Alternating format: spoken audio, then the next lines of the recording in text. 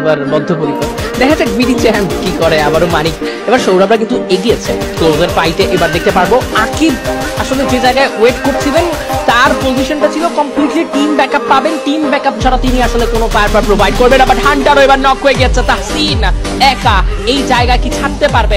NR এক্সডো same ফাইটে enemy কিন্তু খুবই ক্লোজে চলে এসেছে, এই রেঞ্জে থেকে সাইড চেঞ্জ করাটা খুব একটা পসিবল নয়। ওকে, মানিকের স্নাইপার শট, অন্যদিকে তাহসিনকে হারিয়েছি। Hashtag 12 BD champ. অতি প্রশংসা হয়তো এভাবেই থামিয়ে দেয় কিছু দলকে।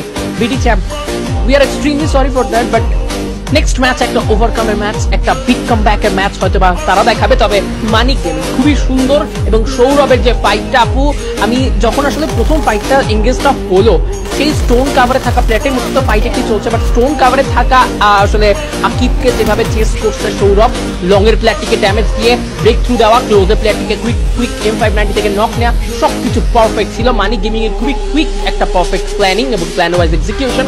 AKM মাসুম ফেস করবে মিস্টার ট্রিপল আর কে ডকে, যেখানে আমরা গেমিং উইথ সিয়াম কেও দেখছিলাম।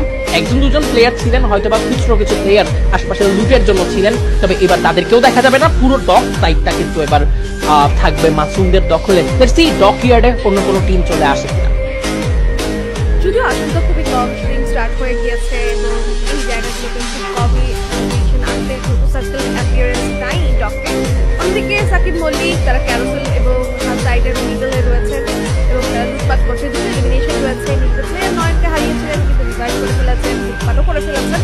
সাকিব মল্লিককে লম্বা পথ পাড়ি দিতে হবে, পয়েন্টে একটা লম্বা শখ করতে আগাতে হবে।